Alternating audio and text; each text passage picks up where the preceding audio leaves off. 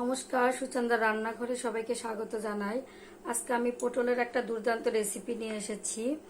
তো এই পটল দিয়ে আজকে আমি বানিয়ে দেখাবো পটল পোস্ত। আপনারা পুরো ভিডিওটা দেখতে থাকবেন, আশা করি আপনাদের ভালো লাগবে।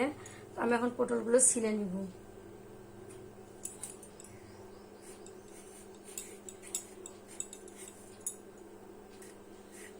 এই পটল দিয়ে বিভিন্ন রকমের তরকারি রান্না করে আমরা খাই, তার মধ্যে এটা একটা দুর্দান্ত রেসিপি।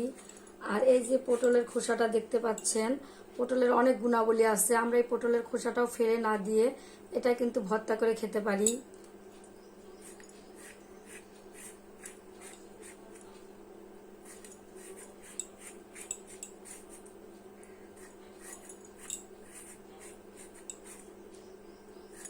পটলের গা থেকে ভালো করে খোসাটা সরিয়ে নিতে হবে।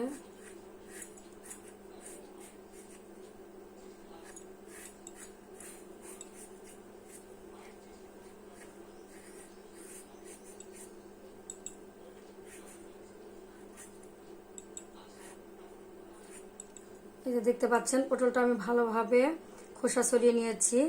এখন আমি পটলটা পোস্তর জন্য এইভাবে করে কেটে নিব। একটু এইভাবে ঝুরি ঝুরি করে কেটে নিব, দুই সাইডে করে নিব। এই যে, আর এই মাথা আর এই মাথা একটু সামান্যভাবে এভাবে কেটে দিব। আমি এখন সবগুলো পটল এভাবে কেটে নিব। আমার সবগুলো পটল কেটে নেওয়া হয়েছে। স্কিপ না করে পুরো ভিডিওটা দেখতে থাকবেন, আশা করি আপনাদের ভালো লাগবে। তো চলুন মূল রেসিপিতে যাওয়া যাক। কড়াইতে পরিমাণ মতো তেল দিয়ে দিব। তেল গরম হয়েছে, পটলগুলো আমি ধুয়ে পরিষ্কার করে নিয়েছি, ছেড়ে দিব।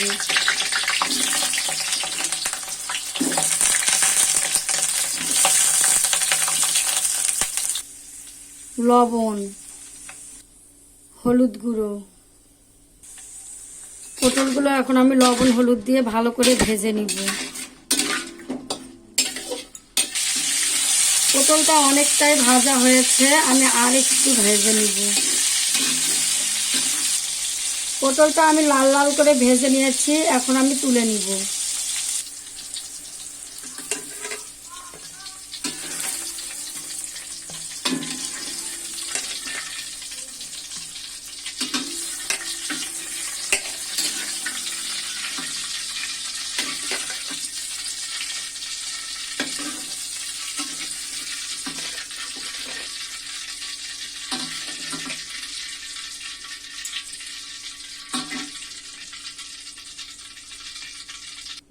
পটল ভাজার তেলে আমি পটল পোস্তটা করে নিব। এখন দিয়ে দিচ্ছি জিরা, একটা তেজপাতা ছিঁড়ে নিয়েছি, দিয়ে দিব।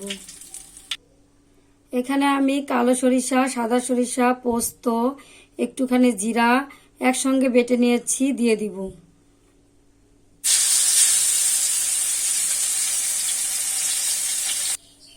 গোটা মরিচ 4টা দিয়ে দিব।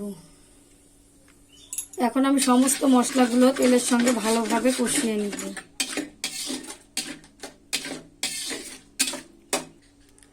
স্বাদ মতো লবণ, হলুদ গুঁড়ো, মরিচ গুঁড়ো, আবারও ভালোভাবে সমস্ত মশলাগুলো কষিয়ে নিব।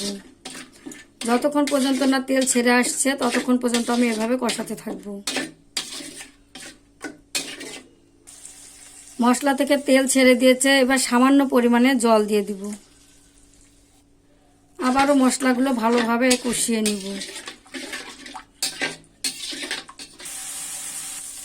মশলাগুলো ভালোভাবে কষানো হয়েছে, এখন ভেজে রাখা পটলগুলো ছেড়ে দিব।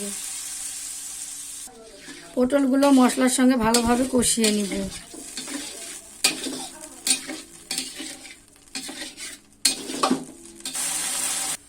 মশলার সঙ্গে পটলগুলো ভালোভাবে কষানো হয়েছে, এখন দিয়ে দিব সামান্য পরিমাণে জল। জলের সঙ্গে পটলগুলো এভাবে মিশিয়ে নিব।